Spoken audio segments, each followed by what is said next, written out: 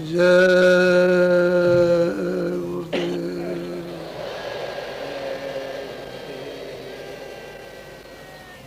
जय गुरुदेव नाम किसका,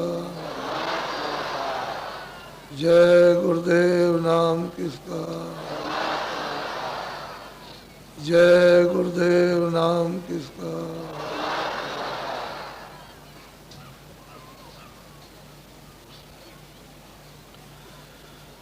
सतगुरु सतनाम तुमको लाखों प्रणाम।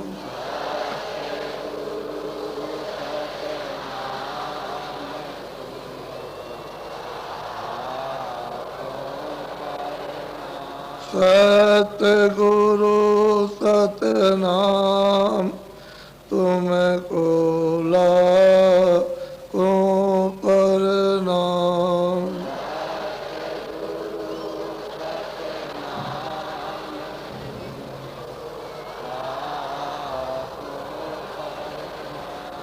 कोटिन सूरज चांद सितारे,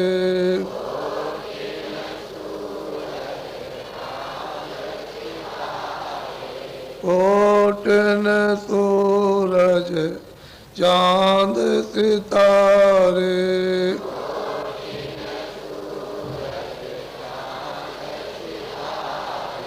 रोम रोम में करें उजारे,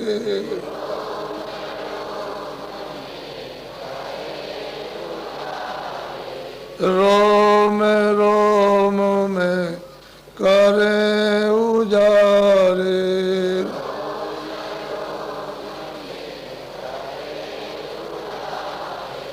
सतपुरुष करतार तुमको लाखों प्रणाम।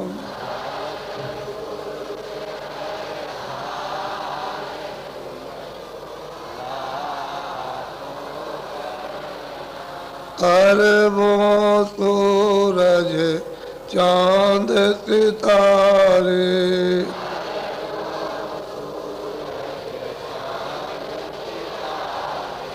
अरबों सूरज चांद सितारे,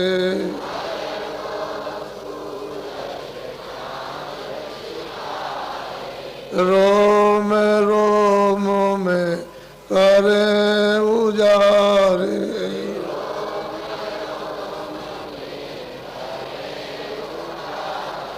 रोम रोम में करें उजारे।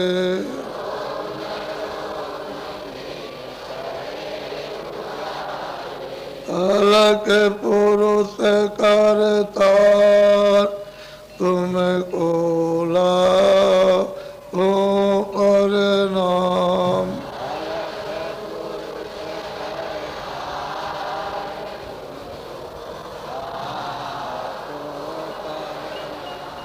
अरबों सूरज चांद सितारे,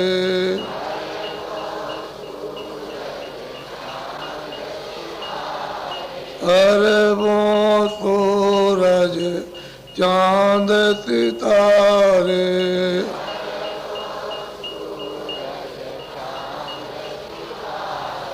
रोम रोम में करें उजारे,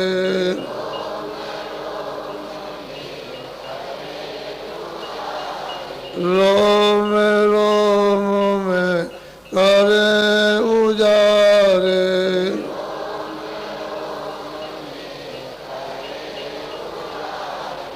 अगम पुरुष करतार तुमको लाखों प्रणाम।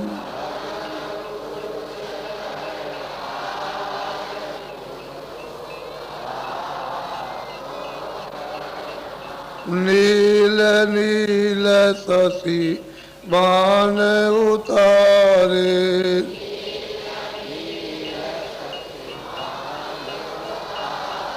नील नील शशि मान उतारे।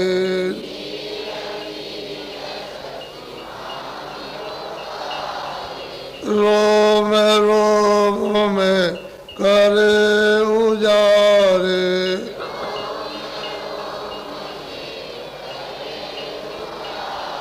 रोम रोम में करे उजारे।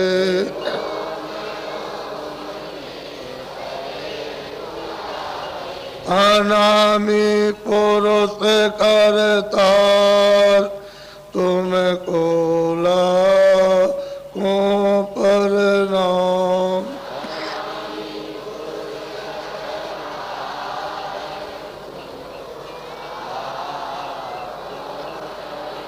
अनामी पुरुष करतार तुमको लाखों प्रणाम।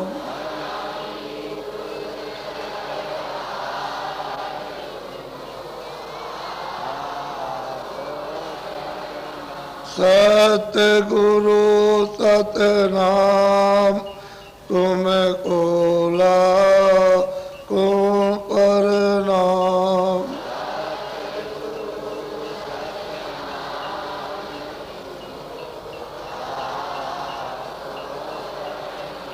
तुमको लाखों प्रणाम।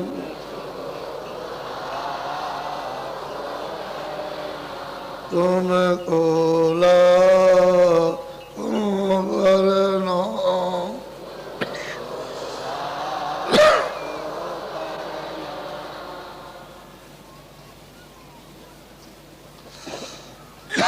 बच्चे और बच्चियों,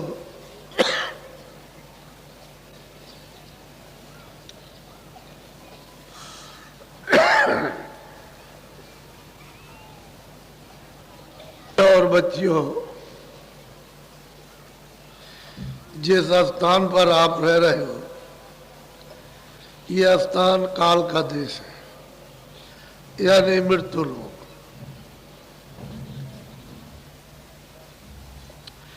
यह आपका घर नहीं है, आपका देश नहीं है, आप यहां रह नहीं सकते हो। तो आप अपने घर में चलने की तैयारी करो, क्योंकि दूसरे के सामान को छोड़ो और अपना सामान पकड़ो। तुम कहोगे मैं ये भी सामान ले जाऊंगा, तो ये सामान वहां जाएगा नहीं। ये जो भी सामान है सब कूड़ा कचरा है, इसमें कुछ नहीं किया, सामान वहां है नहीं।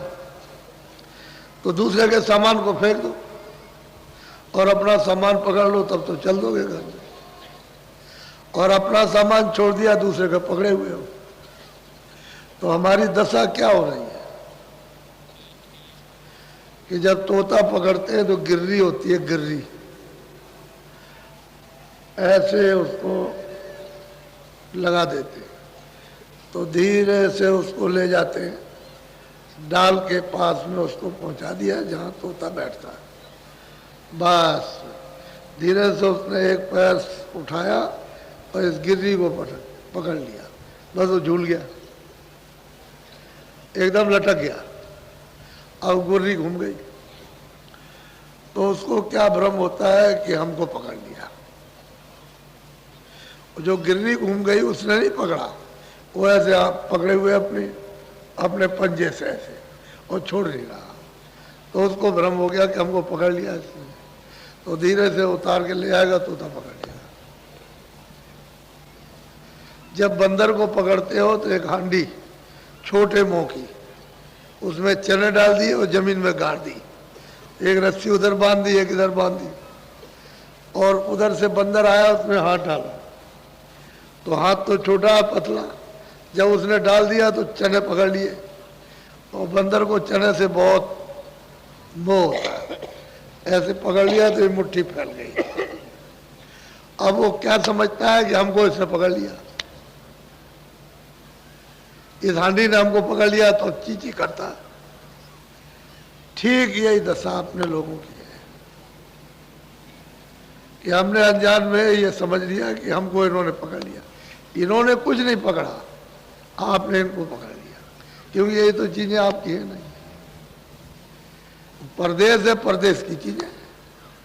अपना देश होता, अपनी चीजें होती तब तो ठीक था, लेकिन पराये देश में आकर के पराई चीजों को पकड़ कर और अब मतलब ये है कि उसको झूल रहे हो और छोड़ नहीं रहे हो।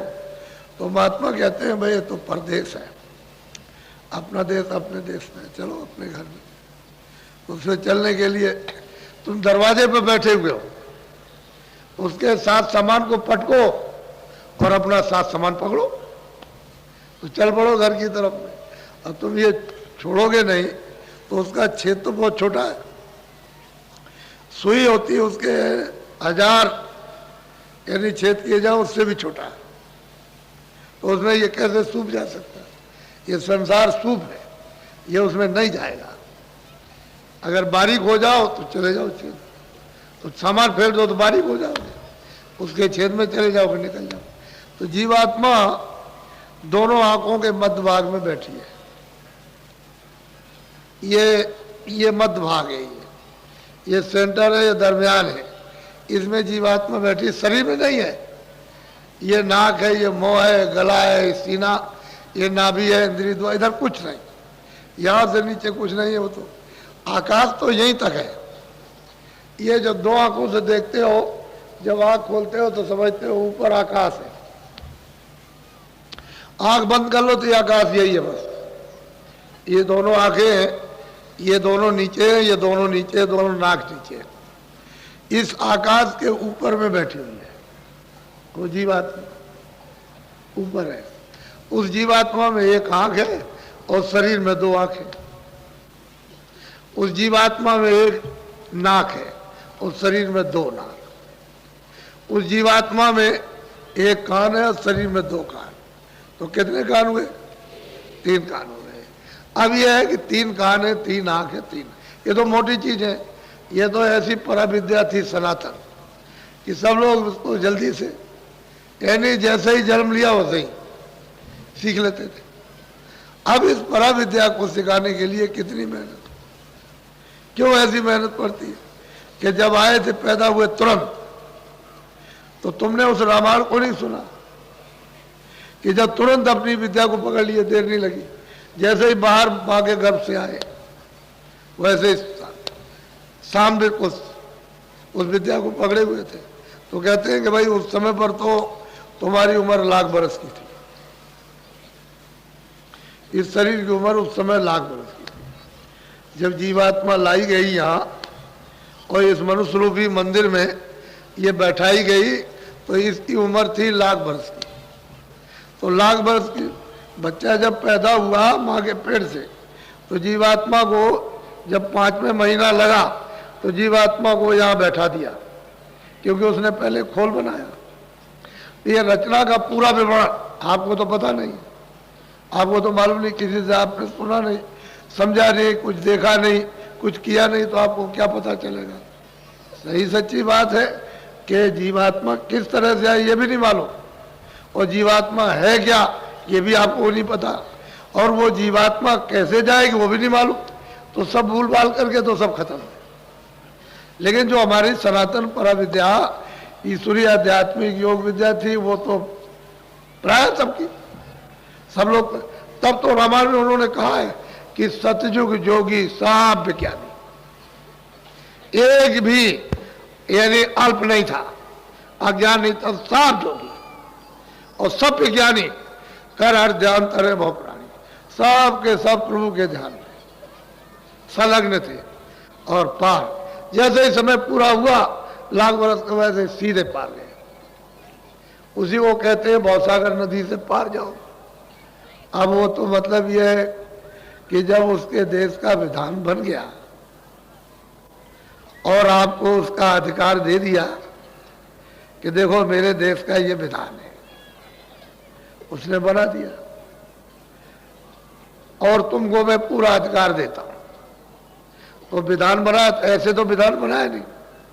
जब लाख बरस की आयु पूरी हुई तो ये जीवात्मा सब वापस गई, क्योंकि कोई चौकी पहरा रोक टोक कुछ बंधन तो था नहीं उस समय, कोई पाप नहीं पुण्य नहीं, अच्छा नहीं बुरा नहीं, ये कुछ नहीं था, कोई किसी तरह की गंदगी थी नहीं। तो ये जीवात्मा ने लाख बरस पूरा क्यों वापस गई?